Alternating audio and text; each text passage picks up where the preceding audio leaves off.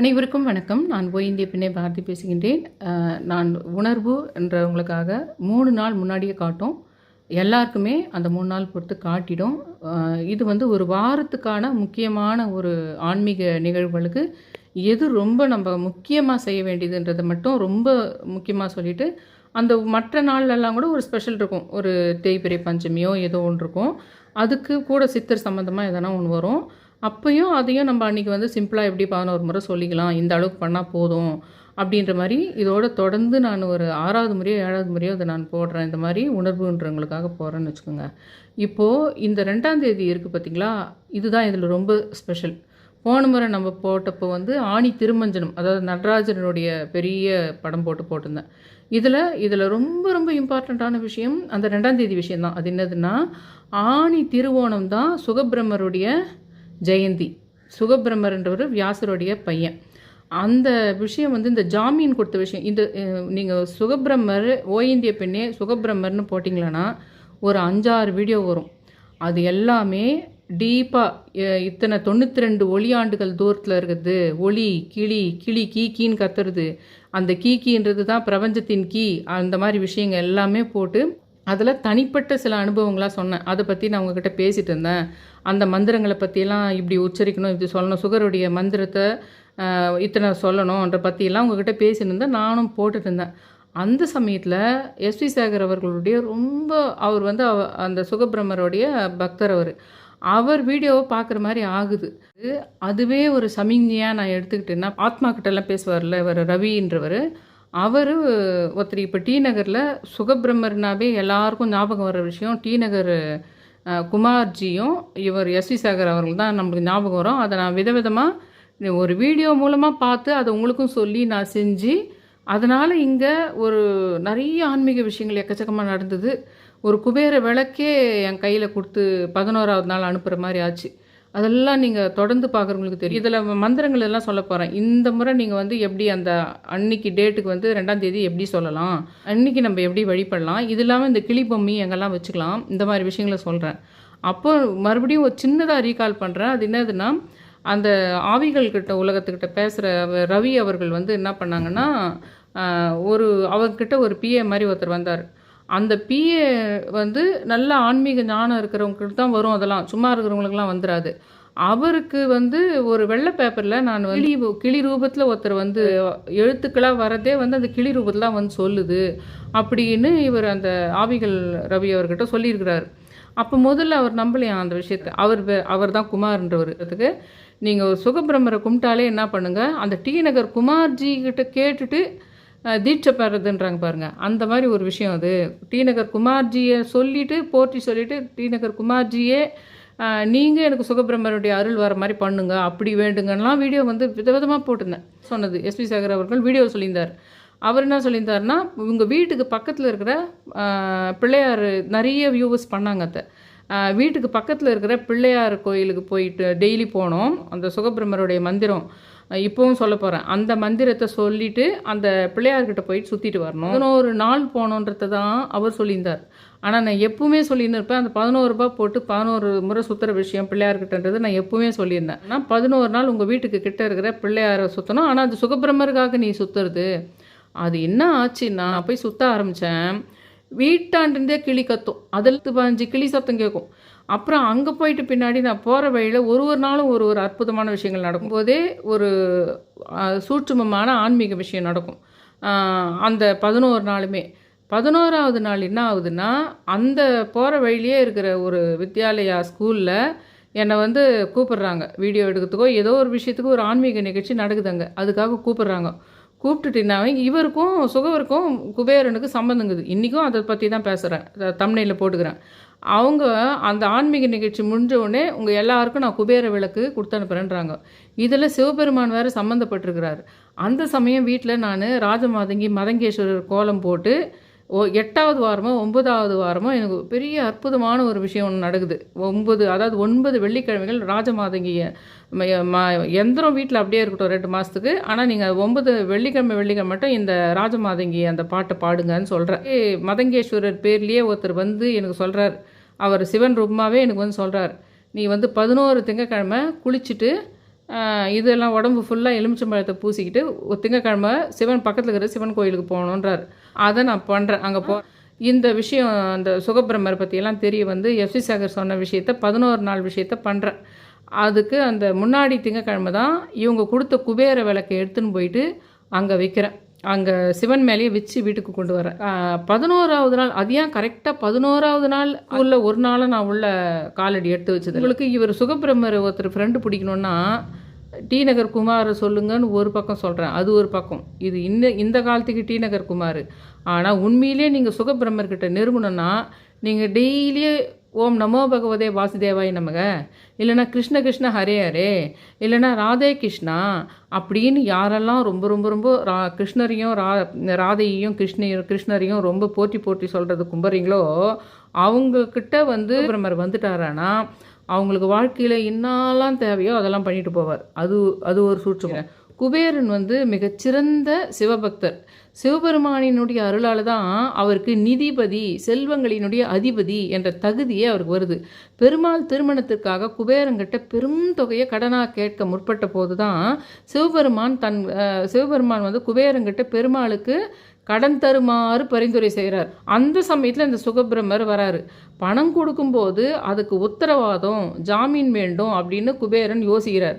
அப்போ பிரம்மஞானியான சுகபிரம்ம மகரிஷிக்கு அந்த பத்திரத்தில் ஜாமீன்தாரராக கையெழுத்து போடுற முன்ன வராரு. ஏற்கனவே கடன்பட்ட பெருமாளுக்கு நான் எப்படி ஒரு பிணை இல்லாமல் எப்படி நான் அவருக்கு போய் பணம் தரது அப்படின்னு குபேரன் கேட்டபோது சுகபிரம்மர் அவர்கிட்ட பொருட்செல்வன்றது என்றைக்குமே அழியக்கூடியது, அதை வந்து ஒரு பிணையாக வச்சுக்க முடியாது. பொருட்செல்வத்தை இந்த பேங்க்கில் வந்து கோல்டை வச்சு நம்ம பணம் வாங்குறோங்கல்ல, அந்த மாதிரி விஷயம் அது. குபேரனும் சுகபிரம்மர் பேசிக்கின அந்த விஷயம். ஒரு பிணையின்றி எப்படி பணம் தரது, ஒரு வீடு கோல்டு அதெல்லாம் சிற சொத்து இல்லைங்களா, அந்த மாதிரி ஞானம்ன்றது அழியாத செல்வம்.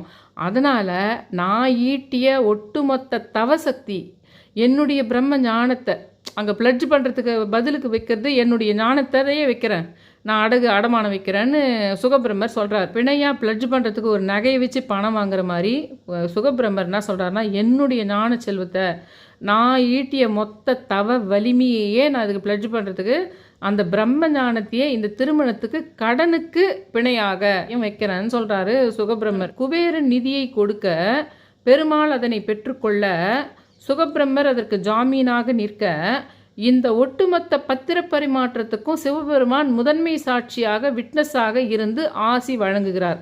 அந்த கடன் விவகாரத்தில் வந்து 14 லட்சம் ராமமுத்ரா, இந்தியன் ருபீஸு அமெரிக்கன் டாலர்ன்ற மாதிரி 14 லட்சம் ராமமுத்ரா தங்க நாணயங்களை கடனாக பெற்று கலியுக இறுதியில் செலுத்துவதாக பெருமாள் பத்திரம் எழுதி கொடுக்குறார். இந்த நினைவாற்றலாக தான் திருப்பதி பக்கத்தில் நம்ம இன்றைக்கி டேட்டுக்கு எனக்கு கூட தெரியாது இந்த விஷயம். என்னுடைய மாமாவுக்கு கூட திருச்சானூரில் தான் கல்யாணம் ஆச்சு. திருச்சானூரே யாருதுடான்னு கேட்டால் அது வந்து திருச்சுகனூர் சுகபிரம்ம மகரிஷி இருக்கிறாங்க இல்லைங்களா, அவர் பேரில் தான் அந்த பத்திரப்பதிவு இந்த இதுங்கெல்லாம் அவங்களுக்கு அந்த கடன் வாங்குற விஷயம். கல்யாணத்தப்போ எல்லா ராமர் கல்யாணத்துங்களையும் திருப்பதி வெங்கடேஷ் பெருமாள் காலத்தில் பின்னாடி நம்ம ஃபோட்டோ ஷூட் பண்ணுவோம் பாருங்கள். கல்யாணத்தில் பின்னாடி ஒரு 20 பேர் நிற்பாங்க, ஒரு 10 பேர் நிற்பாங்க ஃபேமிலி ஃபோட்டோ. அதில் வந்து அது மாதிரி இதில் அந்த கிளிமுகம் கொண்ட ஒருத்தர் பச்சை கலரில் தூரம் நீங்கள் பெரிய ஃபோட்டோ எங்கன்னா பார்த்தீங்களா கூட, கோயிலுங்களில் உங்களுக்கு சிலை வடிவத்தில் கூட எங்கன்னா பெரிய அந்த ஃபேமிலி ஃபோட்டோ பார்த்தீங்களான்னா ஒரு கிளிமுகம் கொண்ட ஒருத்தர் நின்றுட்டு பாருங்க, அவர் தான் இவர். அந்த மாதிரி அவர் அந்த திருப்பதி கல்யாண விஷயத்தில் அவர் இருந்ததுனால அது பக்கத்தில் இருக்கிற அந்த திருச்சானூர், இன்றைக்கி டேட்டுக்கு அது திருச்சானூர்னு மருவிக்குது.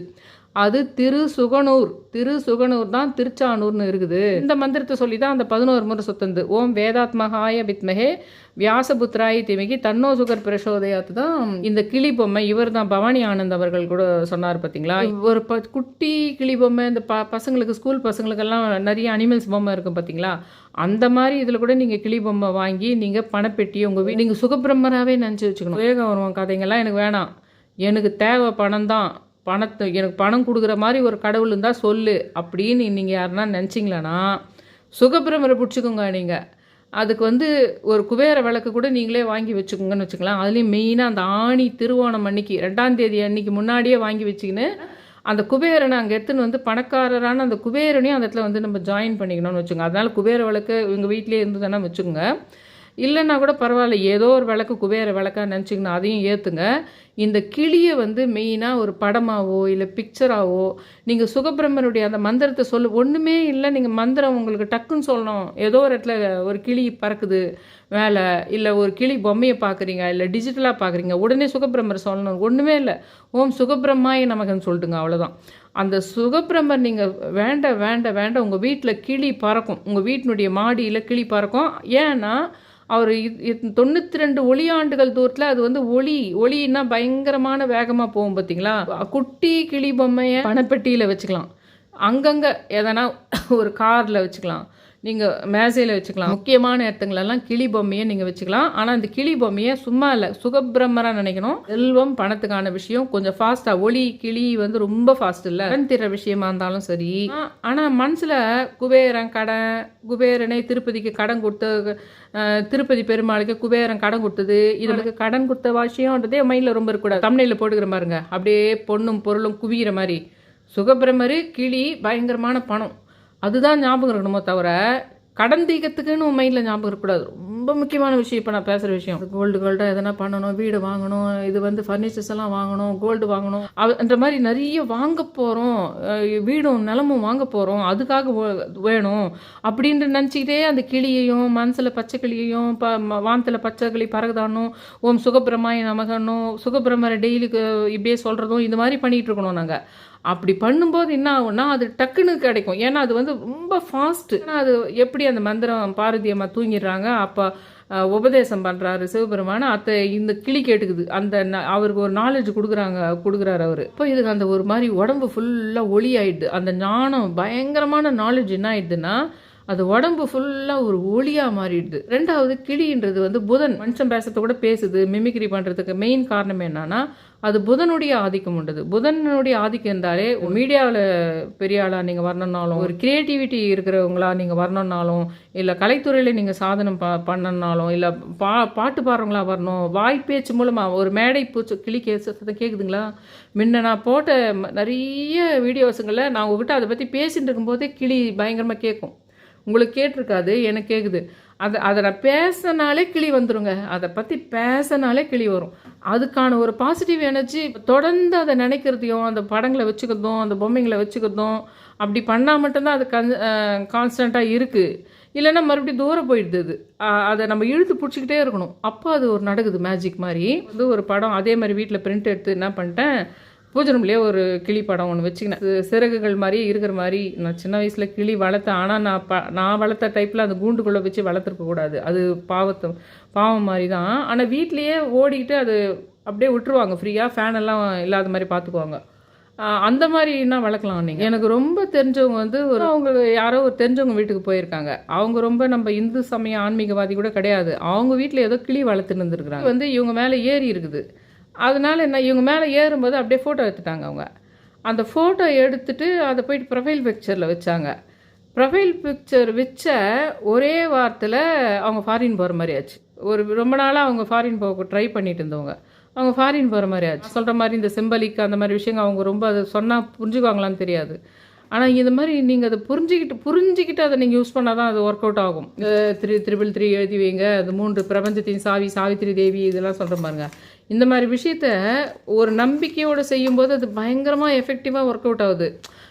இதில் போய் என்ன இருக்க போகுது, அப்போது இதான் முந்தானேத்து கூட தானே இப்படி ஒன்று சொன்னாங்க, அப்போ மட்டும் என்ன நடந்துச்சு, அந்த கால்குலேட் பண்ணாலே அது 1% கூட ஒர்க் அவுட் ஆகுதில்ல. ஆனால் நீ எதிர்பார்க்கறது இல்லாத ஒரு வேளை உனக்கு நீ கேட்டதே கிடச்சிடுது. அப்படி இல்லைன்னா நீ எதிர்பார்க்காத வேறு ஒரு பெரிய பிரம்மாண்ட விஷயம் கிடைக்குது, அது மட்டும் ஒன்று நடக்குது. நீ நம்பிக்கையோடு மட்டும் கண்டினியூஸாக பண்ணும்போது என்ன ஆகுதுன்னா நான் ரொம்ப அற்புதமான விஷயம். இந்த லிகித ஜபம், அந்த 369 முறை எழுதுது, இது எல்லாமே நிறைய பேர் என்கிட்ட சொல்லிக்கிறாங்க. என்னென்ன சொன்னவங்க எல்லாருமே அது வெளியில் தெரியக்கூடாது, எனக்கு நல்லது நடந்ததுன்ற விஷயம் எனக்கு ரொம்ப சந்தோஷம்தான். என்னுடைய வீடியோ நல்லா போகணுன்றதுக்காக அவங்களெல்லாம் கூட்டின்னு வந்து நிறுத்தி நான் சொல்கிறத விட என்னுடைய கான்செப்டு, என்னுடைய ஒரு ஸ்ட்ராட்டஜியே வந்து நடந்து முடிஞ்ச நல்ல விஷயங்களை நம்ம சொன்னோம்னா நம்மளுடைய வெல்விஷருங்களுக்கு தான் அது பரவாயில்லன்னு இருக்கும். நம்ம சுற்றி இருக்கிறவங்க அது நம்மளுக்கு வெல்விஷர் இல்லாதவங்களுக்கு பிரச்சனை இல்லையா, அதனால் அவங்க வந்து அது வெளியில் சொல்லிக்க வேணான்னு நினைக்கிறாங்க. பரவாயில்ல, ஓரளவுக்கு சூட்சுமமாக மக்கள் மாறி இருக்கிறாங்க. அப்படின்றதுனால சரி பரவாயில்ல ரகசியமாக தான் வச்சுக்கணும் அப்படின்ற மாதிரி விட்டுருது. நான் அன்றைக்கி அந்த மந்திரத்தை சொல்கிறதோட அன்றைக்கி நீங்கள் ஃபுல்லாகவே சுகபிரமரை நினச்சி வந்து வியாழக்கிழமை, அதுவும் பாருங்கள் வியாழக்கிழமை பார்த்து வருது, அன்றைக்கி முகூர்த்த நாள் கூட சொல்லலாம். நீங்கள் சும்மாவே 108 முறை கூட ஓம் சுகபிரம்மாய நமக அந்த மாதிரி சொல்லலாம். எக்கச்சக்கமாக வச்சுட்டுருக்குறேன் பாருங்கள் நான் இந்த இடத்துல. இப்போ இன்றைக்கி வந்து நான் ஷார்ட்ஸில் போட்டிருந்தேன். இங்கே வந்து அலக் நிரஞ்சன் சொல்லுங்கன்னு சொன்ன பாருங்க. ராமேஸ்வரத்துலேருந்து 11வது மணி நேரத்தில் நல்ல செய்தி வரும்னு உங்களுக்கு நான் போட்டேன்.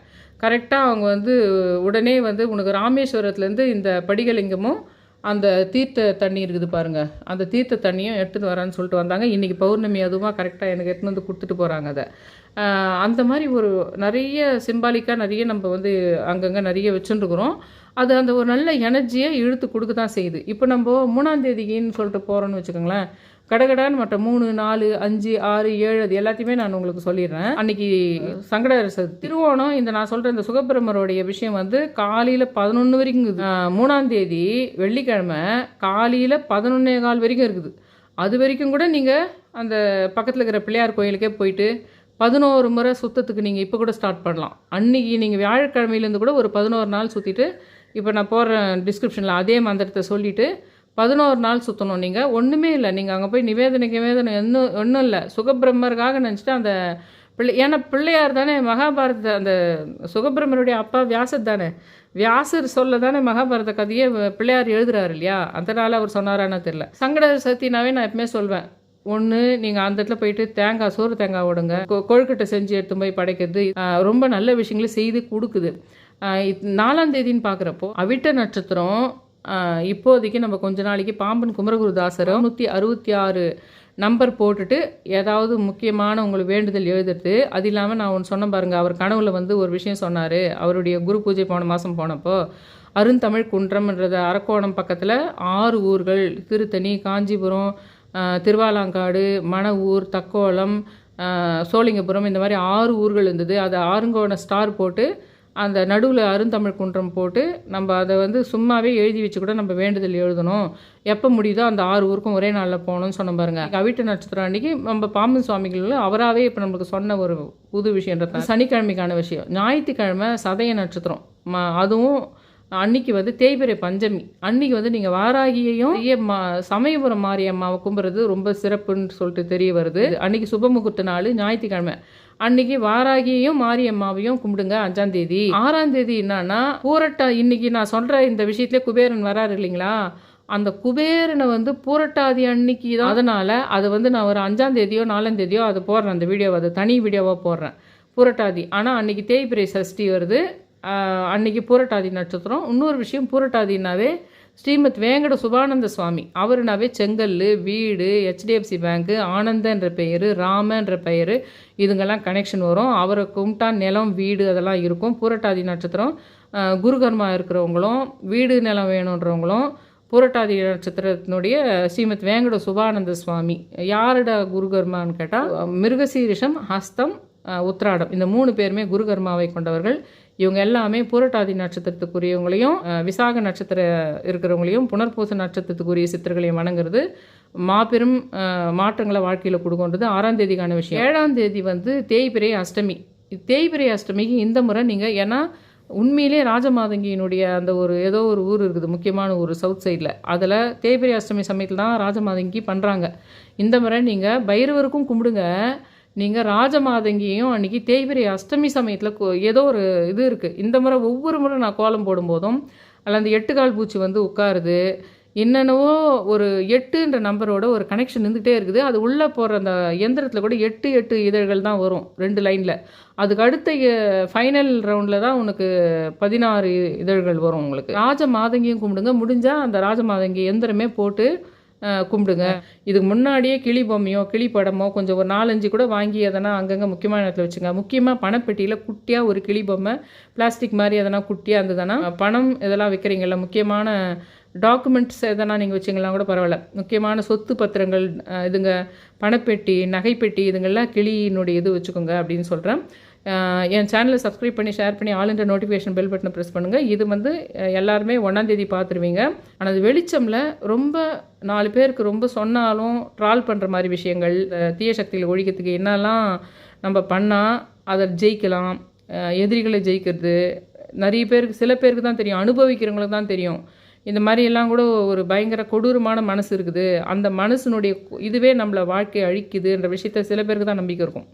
அப்போ அந்த விஷயத்துக்கு ரெமிடியாக எந்த சாமியை எப்படி கும்பிடணும், எந்த மாதிரி நிவேதனம், எந்த மாதிரி நினைக்கணும், நம்ம மனசு எந்த மாதிரி வைக்கணும், எப்படி பிரபஞ்சத்தை இருக்கணும், அந்த மாதிரி விஷயங்களை மட்டும்தான் அந்த வெளிச்சம்ன்றதில் நான் போடுவேன். அதனால் வெளிச்சமில் ஜாயின் பண்ணுங்கன்னு ரொம்ப ரிக்வஸ்ட் பண்ணி கேட்டுக்கிறேன். என் சேனலை சப்ஸ்கிரைப் பண்ணி ஷேர் பண்ணி ஆல் இன்ட்ரு நோட்டிஃபிகேஷன் பெல் பட்டனை ப்ரெஸ் பண்ணுங்க ரொம்ப ரிக்வஸ்ட் பண்ணி கேட்டுக்கிறேன். Thank you all.